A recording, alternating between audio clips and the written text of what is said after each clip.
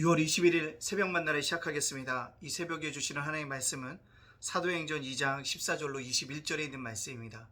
사도행전 2장 14절로 21절에 있는 말씀. 사도행전 2장 14절로 21절에 있는 말씀입니다. 제가 봉독해 올리겠습니다. 베드로가 열한 사도와 함께 서서 소리를 높여 이르되 유대인들과 예루살렘에 사는 모든 사람들아, 이 일로 너희로 알게 할 것이니 내 말에 귀를 기울이라. 때가 제30쯤이니 너희 생각과 같이 이 사람들을 취한 것이 아니라 이는 곧 선지자 요엘을 통하여 말씀한 것이니 일러스되 하나님이 말씀하시기를 말세에 내가 내 영을 모든 육체에 부어주리니 너희의 자녀들은 예언할 것이요 너희의 젊은이들은 환상을 보고 너희의 늙은이들은 꿈을 꾸리라. 그때 내가 내 영을 내 남종과 여종들에게 부어주리니 그들이 예언할 것이요 또 내가 위로 하늘에서는 기사를 아래로는 땅에서는 징조를 베풀리니 곧 피와 불과 연기로다. 주의 크고 영화로운 날이 이르기 전에 해가 변하여 어두워지고 달이 변하여 피가 되리라. 누구든지 주의 이름을 부르는 자는 구원을 받으리라 하였느니라. 아멘. 오늘도 새벽 만나는 싸울 수 있도록 허락하신 하나님께 감사하고요. 오늘 하루도 말씀으로 열어가는 여러분들을 주님의 이름으로 축복합니다. 어제 제가 우리 성도들에게 문자 준 것처럼 우리가 무슨 일을 하기 전에 하나님의 음성을 듣고 하나님의 음성을 따라서 모든 일을 진행할 수 있는 저와 여러분이 되어지시기를 간절히 소원합니다. 오늘은 성령이 임한 이후에 베드로가 그것을 뭐합니까? 변증하고 있다는 거죠. 뭘 통해서요? 설교를 통해서. 다른 언어를 이들이 이야기한 것은 귀신이 한 일이 아니고 술 취한 것이 아니라는 것입니다. 아침 9시에 이런 일은 일어나지 않는다는 것을 강조하고 있음을 보게 되어집니다. 오히려 그가 강조하는 것이 있다면 이 성령의 임하는 것이 구약의 요엘 선지자가 이미 예언했다라는 것을 증거하고 변증하고 있다는 사실인 것입니다. 항상 기독교는요, 변증하면서 살아왔습니다. 뭘까요? 자기 변호죠. 이렇게 될 수밖에 없는 것들은 세상 사람들에게 뭐합니까?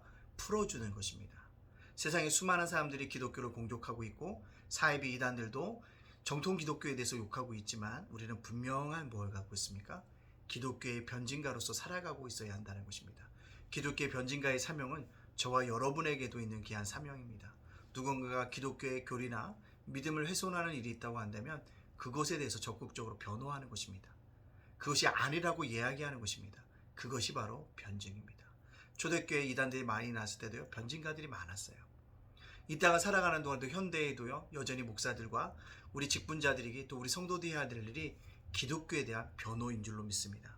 그래서 특별히 많은 사람들이 종교학에 보면 제가 요즘에 인문학 강의를 계속 듣다 보니까 종교학이 상당히 깊이 있는 어떤 교수님을 통해서 이야기를 강의를 듣다 보니까 영혼에 대한 문제를 이렇게 해석하더라고요. 죽음에 대한 문제를 넘어서기 위해서 영혼의 불사, 영혼이 죽지 않는 것들을 강조하게 됐다라고 얘기하는 것을 보게 됩니다. 그러면서 특별히 우리 기독교, 유대교, 천주교에 대해서 날쌔게 비판하는 것들을 발견하게 되어집니다. 그러나 그렇지 않아요. 죽음에 대비한 것이 아니라요, 죽음의 반대로 영혼을 강조한 것이 아니라 하나님이 영혼을 창조하셨습니다. 아담과 아담을 흙으로 지으시고요, 생명을 그에게 부어주셨다는 것입니다. 그게 영혼이잖아요. 그때 우리에게 뭐가 있습니까? 영혼이 있다는 것입니다. 하나님의 창조 원리에 따라서 우리가 오늘도 뭐하고 있다요?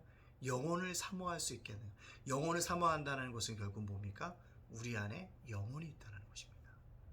우리 안에 영혼이 결국 마음일 수도 있고요, 우리의 생각일 수도 있습니다. 그 영혼이 우리 안에 뭐합니까?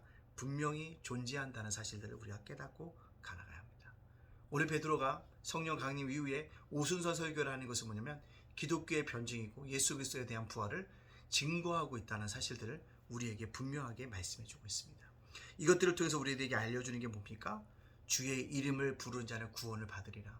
주 예수 그리스도의 이름을 부르라고 오늘 베드로가 이야기하고 있다는 것입니다. 십자가에 못 박은 예수가 구원자라는 거죠. 그의 이름을 부른 자는 뭐하리라? 구원을 얻는다는 분명한 기독교의 변증과 예수님이 누구신가에 대해서 분명한 설교를 통해서 변화하고 있다는 사실입니다. 따라서 이 땅을 살아가는 동안 저와 여러분들도 누군가 기독교와 말씀에 대해서 공격한다고 한다면 우리가 분명하게 아니고 진리라는 사실들을 변호하고 변증할 수 있는 그런 믿음의 사람들로 살아갈 수 있기를 간절히 원합니다. 성경을 예언한 요엘에 대한 이야기가 나오죠. 뭐라고 합니까? 자녀들은 예언할 것이요 젊은이들은 환상을 보고 늙은이들은 꿈을, 남종과 여종은 예언할 것이라고 합니다. 차별이 없다는 거죠. 성령이 임하는 건요, 남녀노소, 그죠? 차별이 없어요. 종에게도 상제에도 다 임할 수 있다는 것입니다. 누구에게도 임할 수 있는 성령이라는 것입니다. 누구에게 성령이 임했습니까? 기도할 때.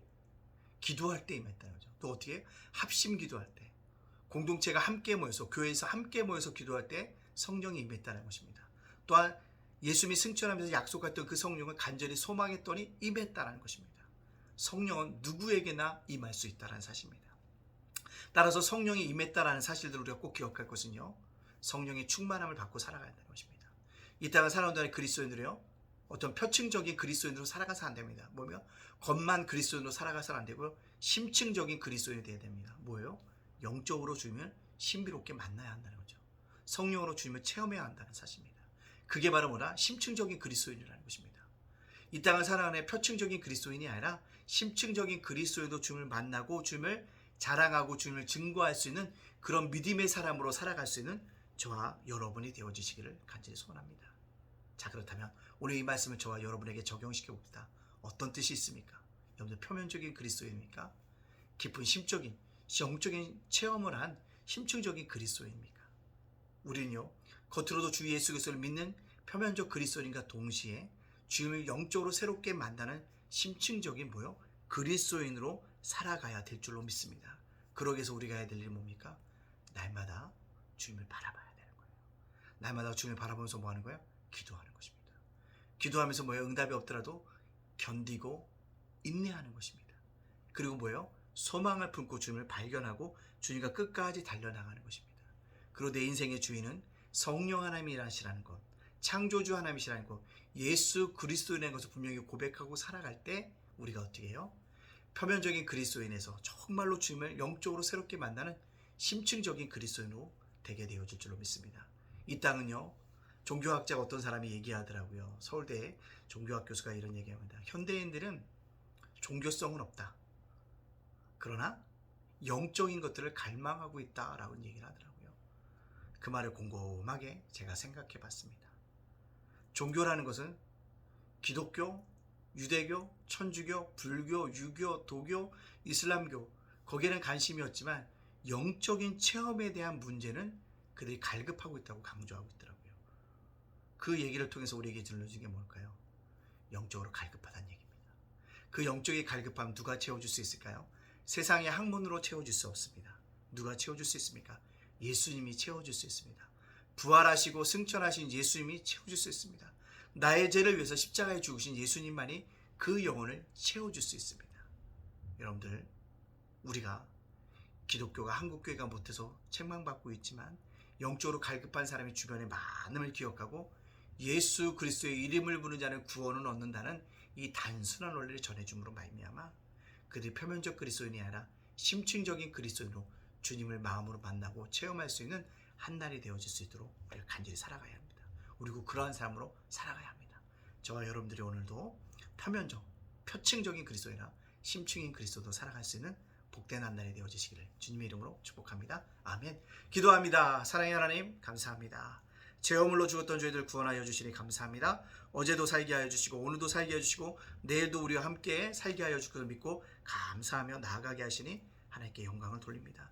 오늘도 하나님께 베푸실 은혜를 감사하며 살아가게 해주시고 어떤 환경을 만나든지 날마다 감사함으로 겸손하게 주님을 섬겨갈 수 있도록 인도하여 주시옵소서. 오늘 살아가는 우리를 붙들어 주시고 아버지 저희를 인도하여 주시고 보호하여 주시고 지켜주시는 귀한 역사 있기를 원합니다. 아버지 어제도 사건 사고가 많았습니다. 그 가운데 우리 성도들이 지켜주시고 어느 곳에든지 임마누엘 되신 주님께서 동행하여 주시는 은혜가 있게 하여 주시옵소서. 예담교회를 지켜주시고 예담제가목센터와 예담자간도서관을 지켜주시고 윤수리 목사와 저희 가정을 굳건하게 세워 주시옵소서. 무엇보다 하나님 이 땅에 예수 믿고 영접하는 귀한 역사가 있게 하여 주시고 특별히 예담교회가 천촌동에 꼭 필요한 교회, 아버지 선한 영향력을 끼치는 교회로 살아갈 수 있도록 역사하여 주시옵소서. 모든 영광을 주님께 돌려오며 예수님의 이름으로 축복하며 기도합나이다. 아멘.